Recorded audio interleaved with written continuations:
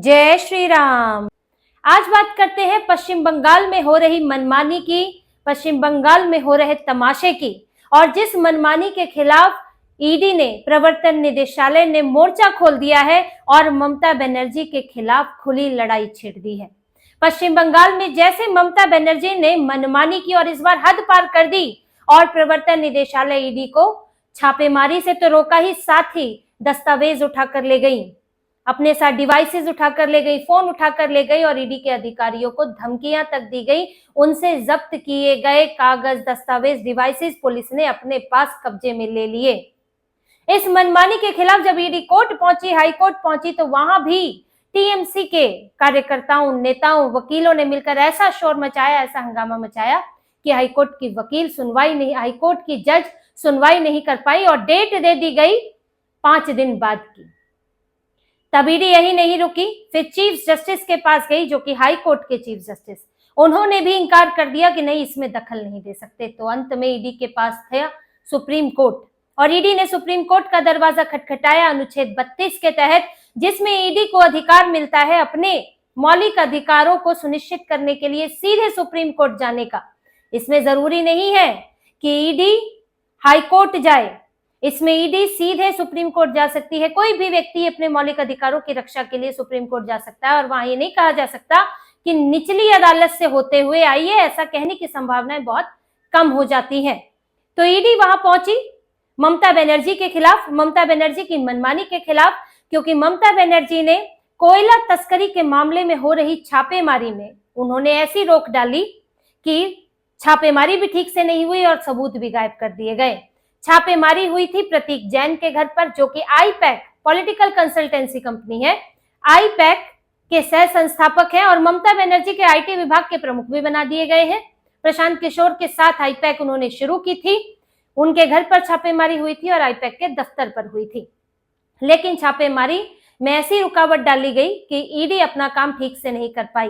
अब ईडी ने supreme court में याचिका लगाई और उस याचिका में हुई थी सुनवाई, और ईडी ने ममता बनर्जी और पश्चिम बंगाल के DGP Rajiv Kumar, police commissioner Manoj Varma, इन सभी को कटघरे में खड़ा कर दिया है और इनके ऊपर बेहद गंभीर आरोप लगाते हुए सीबीआई जांच की मांग की है कि इनके खिलाफ एफआईआर दर्ज किए जाए। और बीएनएस की धारा के तहत क्या आरोप लगाए हैं? चोरी, डकैती, आपराधिक अतिक्रमण, आपराधिक धमकी, सबूत नष्ट करना, सरकारी कर्मियों के काम में बाधा डालना। कोई एक आरोप नहीं है इनके ऊपर, ये 5 तरह के आरोप और धाराएं इनके ऊपर लगेंगी।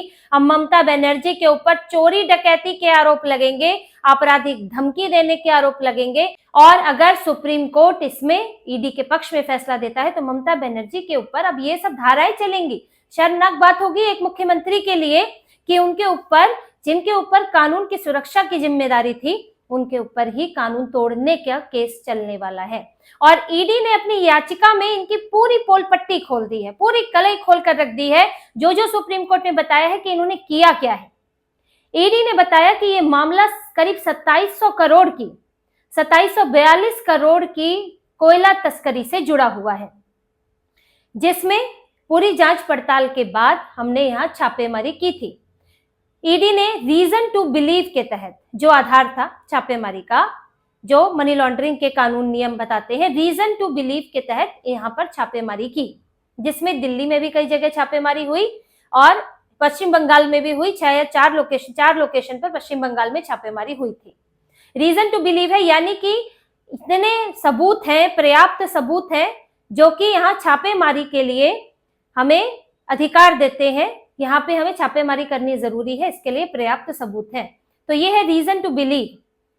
अब हमने इसके तहत छापेमारी की, कोयला तस्करी का मामला था, ना ये बीजेपी से जुड़ा था, ना ये टीएमसी से जुड़ा था, टीएमसी से भी जुड़ा हुआ नहीं था जो छापेमारी की गई उसमें। इस लगभग 2700 करोड़ की तस्करी में 20 करोड़ रुपए का हवाला लेन देन पाया गया था आईपैक के साथ। आईपैक कंपनी, आपको बताया, राजनीतिक परामर्श की कंपनी है। प्रशांत किशोर ने, प्रतीक जैन भी शामिल थे, उन्होंने खोली थी। प्रशांत किशोर इससे 2021 में अलग हुए, हालांकि उससे पहले वो पश्चिम बंगाल का कैंपेन देख रहे थे। ममता बनर्जी जीती, उसके कुछ समय बाद इन्होंने अपनी अलग पार्टी बनाई और अलग हो गए। आईपैक पहले भी राजनीतिक गलियारों में चर्चा में रही है, बीजेपी से लेकर कांग्रेस तक का कैंपेन संभाल चुकी है।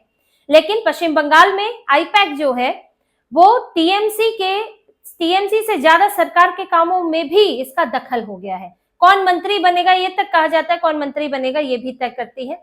फीडबैक लेना योजनाओं पर, कौन सी योजनाएं शुरू करनी है ये बताना, पूरी तरह से टीएमसी के साथ गुथी हुई है। और टीएमसी का आईटी प्रभारी तो बना ही दिया गया था प्रतीक जैन को।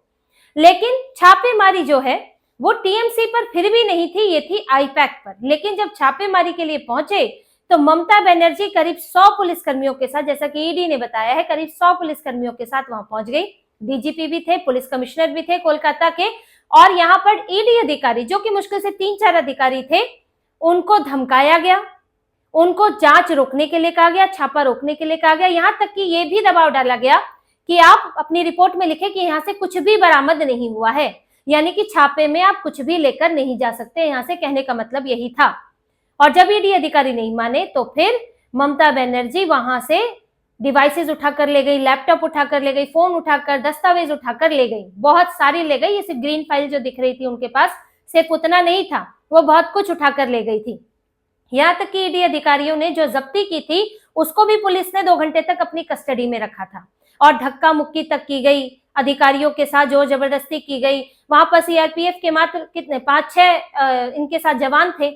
ये तो अब जहां राज्य की पुलिस सुरक्षा देती है, ये नहीं इनको मालूम था कि राज्य की पुलिस ही उनके साथ इस तरह जोर जबरदस्ती करेगी और कानून का उल्लंघन करेगी। ये सारी चीजें सुप्रीम कोर्ट में बताई गई है कि हमसे इस तरह से कागज दस्तावेज लेने की कोशिश की गई और ममता बनर्जी ने इसमें दखल दिया।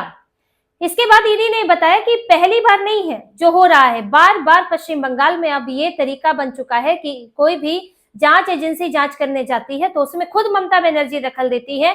वो पहले भी एक जांच के दौरान जब डीजीपी राजीव कुमार के घर पर जांच हुई थी, ईडी का छापा पड़ा था, तो वो वहां धरना देकर बैठ गई थी।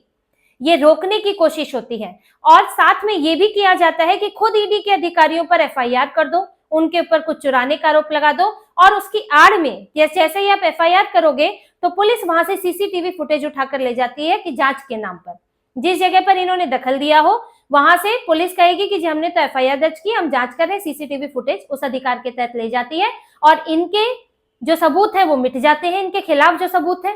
तो ये पूरी चालाकी की जाती है, साथ ही अधिकारियों को, जांचकर्ताओं को डराने की भी कोशिश होती है। तो ऐसे में ईडी ने मांग की है कि हमारे अधिकारियों के खिलाफ जो एफआईआर की गई है उसको रद्द किया जाए, साथ ही किसी भी बदले की कार्रवाई को रोका जाए, क्योंकि हमारा मकसद वहां पर कोई राजनीतिक छापा नहीं था।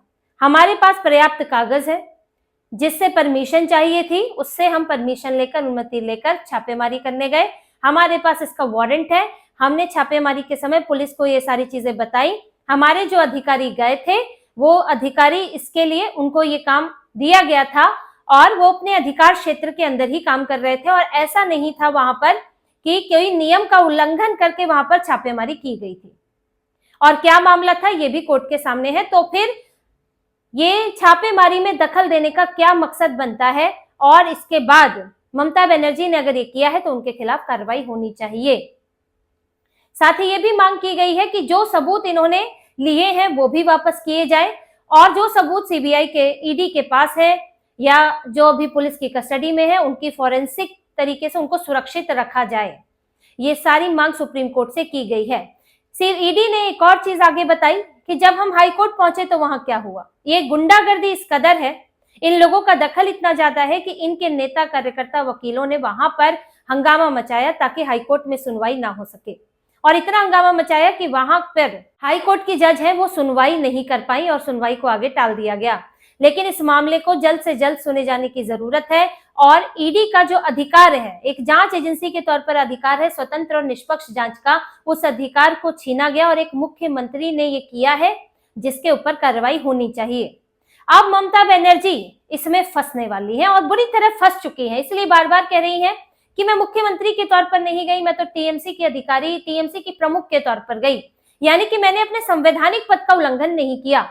क्योंकि ये ममता बनर्जी के ऊपर एक केस अलग चलने वाला है कि आप मुख्यमंत्री हैं, पुलिस आपके तहत आती है, यहाँ ईडी अधिकारियों को सुरक्षा देना आपकी जिम्मेदारी थी, आप उसमें विफल रही और आपने उसका उल्लंघन किया। इसलिए कह रही है कि मैं तो टीएमसी प्रमुख के नाते गई थी ताकि मुख्यमंत्री की कोई जिम्मेदारी जो मेरे ऊपर है उस जिम्मेदारी से मैं बच जाऊं, उस जिम्मेदारी को पालन ना करने का, कानून तोड़ने का मेरे ऊपर केस ना चले। इसलिए बार बार ये कह रही है कि मैं तो मुख्यमंत्री के नाते नहीं गई थी। लेकिन आपके डीजीपी किस नाते गए थे? आपके पुलिस कमिश्नर किस नाते गए थे? वो सारे पुलिसकर्मी किस नाते गए थे?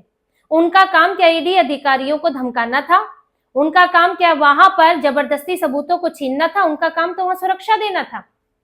लोकल पुलिस सुरक्षा देती है, लेकिन इन्होंने तो उल्टा ही किया। तो अब सस्पेंड तो होना पड़ेगा, कार्रवाई तो होगी, और सुप्रीम कोर्ट में इसे नजरअंदाज नहीं किया जा सकता। और अगर ये चीजें नजरअंदाज होती हैं तो फिर ये एक जगह की बात नहीं रहेगी। अभी तो ममता बनर्जी का ये हाल है, उन्होंने तो तानाशाही मचा रखी है अपने राज्य में कि पूरा नेक्सस बना के रखा है कि जो चाहे करो, कोई मेरा कुछ नहीं बिगाड़ सकता। तो यही काम फिर कल को पंजाब में हो सकता है, कर्नाटक में हो सकता है, तेलंगाना में, केरल में, या फिर तमिलनाडु में हो सकता है। वहां भी गैर बीजेपी सरकारें हैं, और कोई भी ईडी की, सीबीआई की रेड में मुख्यमंत्री दौड़े दौड़े पहुंचकर दखल दे सकते हैं। कोई मंत्री भी दखल दे सकता है कि हम नहीं होने देंगे, तो राजनीतिक छापेमारी है कह सकता है, और उसके ऊपर कोई कार्रवाई नहीं होगी। तो ये मामला तो बेहद गंभीर है, और इसीलिए ईडी ने ये सारी बातें ममता बनर्जी के खिलाफ रखी है कि सिर्फ मामला कागज ले जाने का, दखल देने का नहीं है, मामला इससे कहीं ज्यादा आगे जाता है, और इस पर रोक लगनी जरूरी है। और रोक कैसे लगेगी? जब ये करने वालों को, इनके ऊपर कार्रवाई होगी। अगर इन्हें ऐसे ही छोड़ दिया जाता है तो उसके बाद तो फिर मन बढ़ जाएगा, और यही चीजें आगे भी होती रहेंगी। तो फिर जांच एजेंसियों के क्या मायने रहेंगे? अगर अपराध बढ़ता है तो हम जांच एजेंसियों पर सवाल उठाते हैं, भ्रष्टाचार बढ़ता है तो जांच एजेंसी, जांच अधिकारी इसके लिए जिम्मेदार होते हैं कि अपना काम ठीक से नहीं कर रहे। लेकिन जब जांच अधिकारियों को ही ठीक से काम नहीं करने दिया जाएगा तो फिर जिम्मेदारी किसकी होगी? तो ममता बनर्जी को तो इसका जवाब देना ही पड़ेगा। उन्होंने कुछ कागज डिवाइसेस उठाकर कुछ समय की तो राहत पा ली है कि अब ईडी के पास कुछ चीजें नहीं है जांच करने के लिए, लेकिन इन्होंने अपने लिए एक नई मुसीबत खड़ी कर ली है, और इस आरोपों से ममता बनर्जी बच नहीं सकती है। सुप्रीम कोर्ट ने सुनवाई ईडी की तरफ से सुनी, इसके बाद इन्होंने, क्योंकि टीएमसी ने कैविएट डाला हुआ है, अब सुप्रीम कोर्ट टीएमसी की तरफ से भी जवाब मांगेगा कि ईडी के ये आपके ऊपर आरोप है, ये दलीलें हैं, आप इस पर जवाब दें। इसके बाद सुप्रीम कोर्ट फैसला लेगा। लेकिन अब इस मामले में जल्द फैसला होने वाला है, क्योंकि हाई कोर्ट जैसा हाल नहीं हो सकता जहां पर सुनवाई ही नहीं हुई है, और होनी भी संभव नहीं है वहां पर जो हाल है इस वक्त। सुप्रीम कोर्ट यहां पर याचिका स्वीकार कर चुका है, और इस पर एक तरफ सुनवाई हो चुकी है, दूसरे का पक्ष जानना है, उसके बाद इस पर कोई फैसला, अंतरिम फैसला भी आ सकता है, या इस पर कोई फाइनल फैसला भी आ सकता है। और ममता बनर्जी की मुसीबतें बढ़ सकती है कि जो यहाँ पर एक मामला रोकने गई थी, अब उनके ऊपर कई और मामले दर्ज हो सकते हैं। तो इसी तरह की और खबरें और विश्लेषण आपके लिए लाते रहेंगे। हमसे जुड़े रहिए, सब्सक्राइब कीजिए, कमेंट कीजिए। बहुत बहुत धन्यवाद। जय श्री राम।